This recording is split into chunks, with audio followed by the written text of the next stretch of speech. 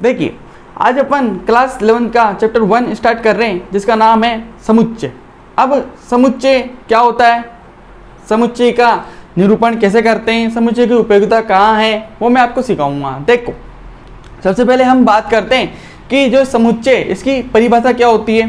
ठीक है, देखिए जो समुच्चय है वो वस्तुओं के सुपरिभाषित संग्रह को समुच्चय कहते हैं। वस्तुओं के सुपरिभाषित संग्रह को समुच्चय कहते हैं। ठीक है, तो समुच्चय में हम संग्रह करते हैं किसका, नंबर का कर सकते हैं, वस्तुओं का कर सकते हैं। सर कैसे, जैसे मैं आपको एक एग्जांपल समझाता हूँ। जैसे मेरे पास, जैसे हम नंबर करते हैं, जैसे एक एग्जांपल है मेरे पास है कि 10 से कम अभाज्य संख्या को लेकर समुच्चय बनाओ। अब 10 से कम अभाज्य संख्या कौन कौन सी होती है सर, 2, 3, 5, 7। ठीक है, ये अभाज्य संख्या होती है। ठीक है, इनको लेकर के मैं एक समुच्चय बनाऊं और समुच्चय को इस तरह से लिखा जाता है। ठीक है, ओके सर। और एग्जांपल हो सकते हैं जैसे कि अंग्रेजी में ओवल्स। ठीक है, इनको लेकर भी हम समुच्चय बना सकते हैं। अंग्रेजी के ओवल्स यानी कि स्वर, अंग्रेजी के स्वर कितने होते हैं, 5 होते हैं, ए, ई, आई, ओ, यू। ओके, तो इनको लेकर भी हम समुच्चय बना सकते हैं। ठीक है, ओके। और भी एग्जाम्पल हो सकते हैं जैसे कि 10 से कम विषम प्राकृत संख्याएं, जैसे 10 से कम विषम प्राकृत संख्याएं 1, 3, 5, 7 और 9। इनको लेकर भी हम एक तरह से समुच्चय बना सकते हैं। ओके, तो ये समुच्चय होता है, वस्तुओं के सुपरिभाषित संग्रह को समुच्चय कहा जाता है। अब यहाँ पर एक शब्द आया सुपरिभाषित। ये सुपरिभाषित का क्या मतलब है, देखिए जो सुपरिभाषित का मतलब है कि जो हमारा जो समुच्चय वो पर्सन टू पर्सन वेरी नहीं करना चाहिए, यानी कि वो कांस्टेंट रहना चाहिए, अचर रहना चाहिए, प्रत्येक व्यक्ति के लिए अचर होना चाहिए, तब हम उसे बोलते हैं सुपरिभाषित। कैसे, हम इसे एग्जाम्पल समझ सकते हैं। जैसे मैंने आपसे बोला मैं एक समुच्चय बनाता हूँ, जैसे देखो मैं एक समुच्चय बनाता हूँ। देखिए जैसे मैंने एक समुच्चय बनाया, क्या, देखिए मैं एक समुच्चय बनाता हूँ।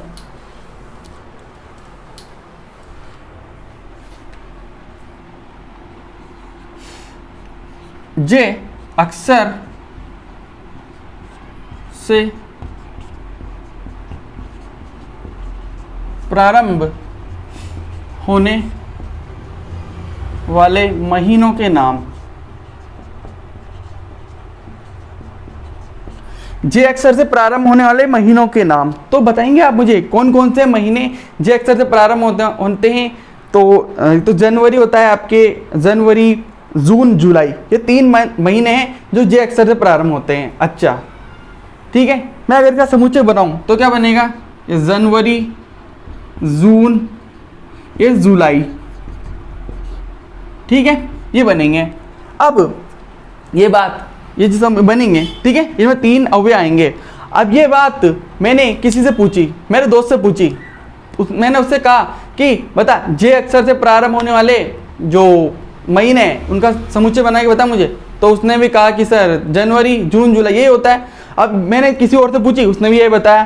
तो क्या ये जो समुच्चय चेंज हो रहा है, क्या कांस्टेंट है, मतलब दूसरे व्यक्ति के लिए भी तो कांस्टेंट है ना, या नहीं है, पर्सन टू पर्सन ये चेंज हो रहा है क्या, नहीं हो रहा। तो हम इसे बोलेंगे ये सर सुपरिभाषित है, ये सुपरिभाषित है। और मैथ्स में जितने भी जो नंबर है, संख्याएं हैं, अगर वो सुपरिभाषित है तो हम उसका समुच्चय बना सकते हैं, पर शर्त है कि सुपरिभाषित होना चाहिए। सर सुपरिभाषित कब नहीं हो सकता, जैसे मैं एक एग्जांपल लेता हूँ।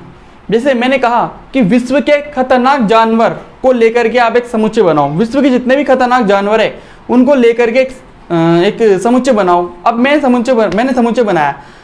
सर मुझे लगता है कि खतरनाक जानवर में एक तो सांप आ सकता है, सर बिच्छू होता है, ठीक है, अजगर होता है, ये मेरा समुच्चय हो गया। अब मैंने कहा किसी दूसरे व्यक्ति से कहा, उसने समुच्चय मुझे बताया कि विश्व के जो खतरनाक जानवर है उनमें शेर है, टाइगर है, डायनासोर है, तो डायनासोर तो है नहीं, डायनासोर, अजगर हो सकता है, तो उसका जो समुच्चय है मेरे समुच्चय से क्या है, डिफरेंट है, अलग है। मैंने किसी तीसरे से कहा, उसने मुझे बताया कि जो विश्व के खतरनाक जानवर होते हैं उनमें जो गोइरा है, जैसे गोइरा हो सकता है आपके, उसमें आपके जो जंगली कुत्ते हो सकते हैं, ठीक है। उसका जो समुच्चय मेरे समुच्चय से अलग है। तो ये जो समुच्चय हम बना रहे हैं वो अलग पर्सन टू पर्सन वेरी कर रहा है, कांस्टेंट नहीं है। तो ये हमारा समुच्चय सुपरिभाषित नहीं है, ठीक है। तो समुच्चय सुपरिभाषित होना चाहिए, ठीक है। तो वस्तुओं के सुपरिभाषित संग्रह को ही हम समुच्चय बोलेंगे। जब तक सुपरिभाषित नहीं है तब तक समुच्चय निर्माण नहीं हो सकता स्टूडेंट, नहीं हो सकता, कभी भी नहीं हो सकता, ठीक है। तो इस सुपरिभाषित का मतलब है कि पर्सन टू पर्सन वेरी नहीं होना चाहिए, कांस्टेंट होना चाहिए हर पर्सन के लिए। इसे अपन और एग्जाम्पल समझेंगे, ठीक है। ओके, ये मैंने आपको समुच्चय के मतलब बताया। चलिए और बात करते हैं हम समुच्चय के बारे में, आपको क्या क्या बातें ध्यान रखनी है, ठीक है।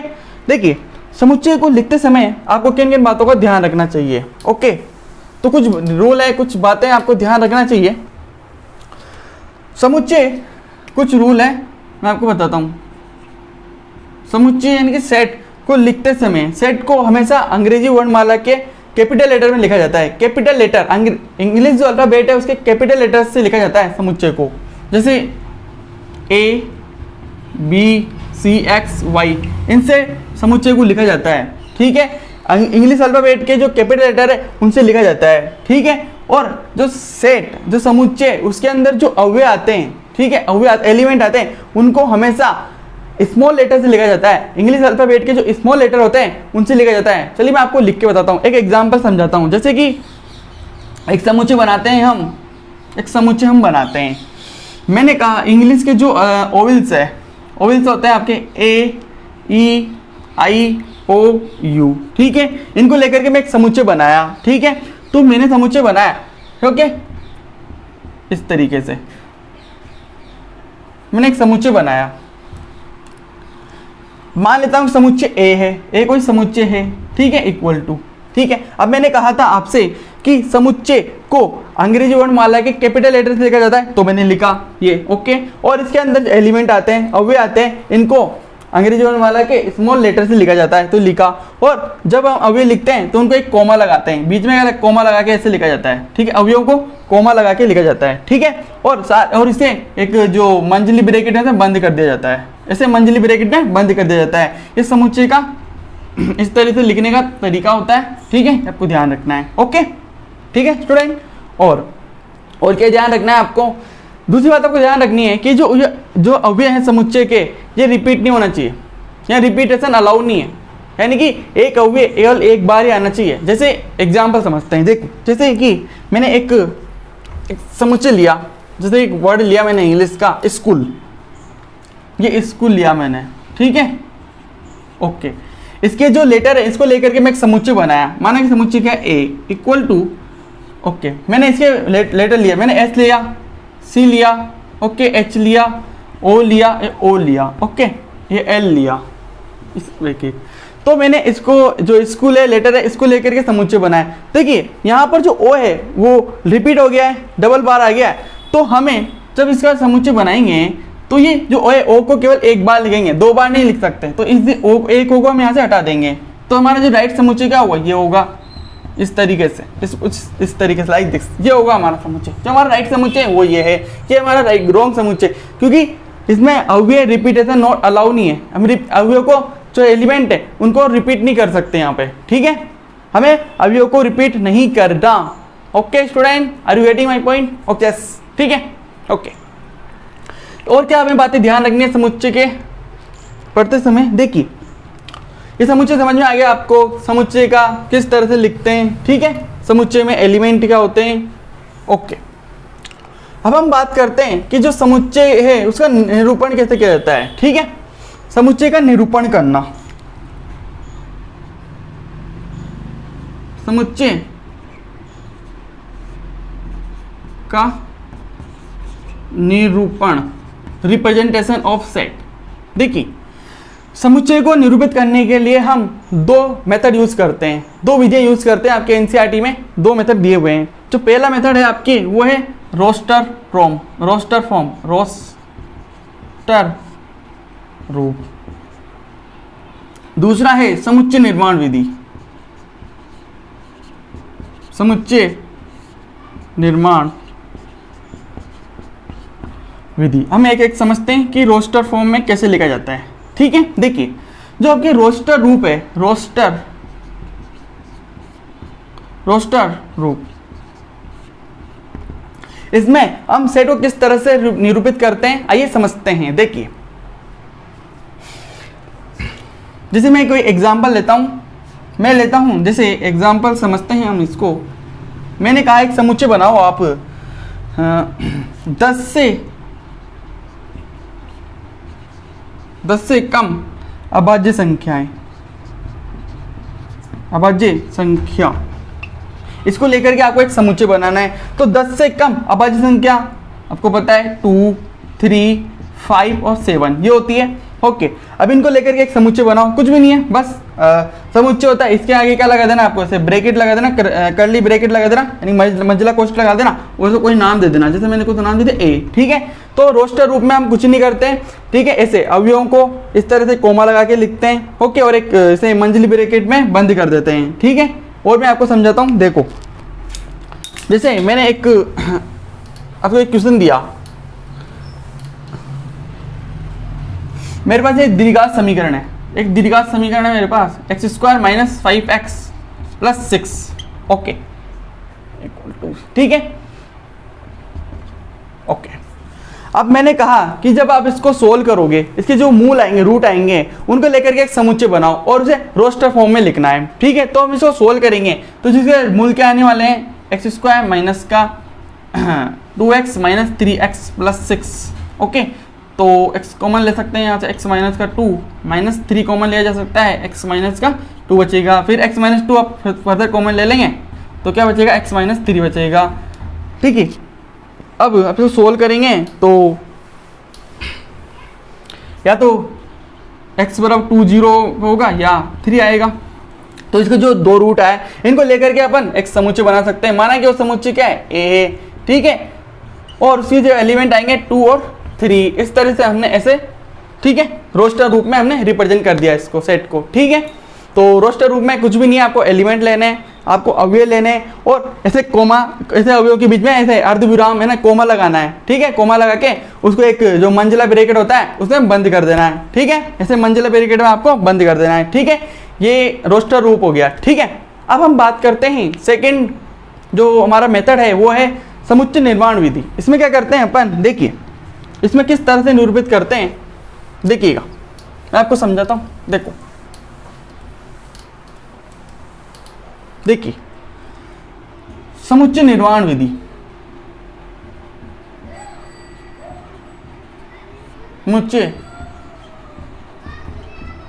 निर्माण विधि। देखिए इसमें क्या कहते हैं, एक एग्जांपल समझते हैं, इस बात को आपको अच्छे से फील आएगा। मैं एक एग्जांपल लेता हूं, जो अंग्रेजी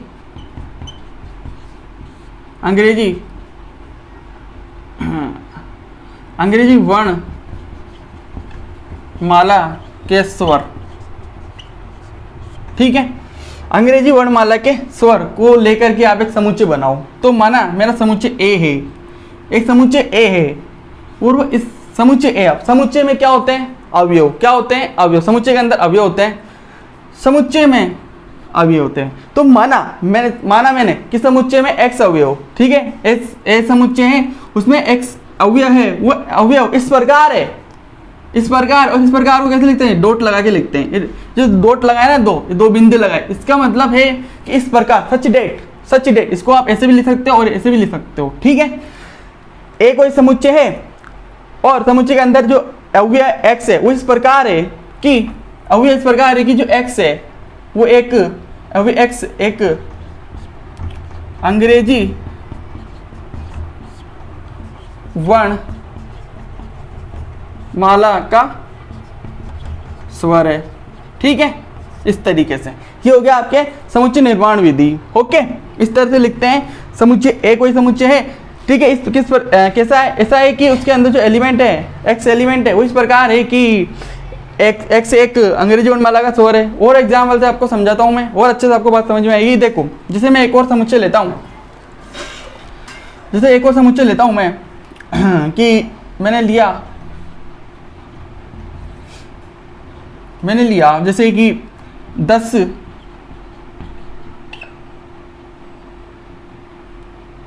से कम विषम प्राकृत संख्या। ओके, देखिए अब मैं सोच लेगा माना एक समुच्चय ए है, इसके अंदर एलिमेंट है x इस प्रकार है कि जो x इस प्रकार है कि जो x की वैल्यू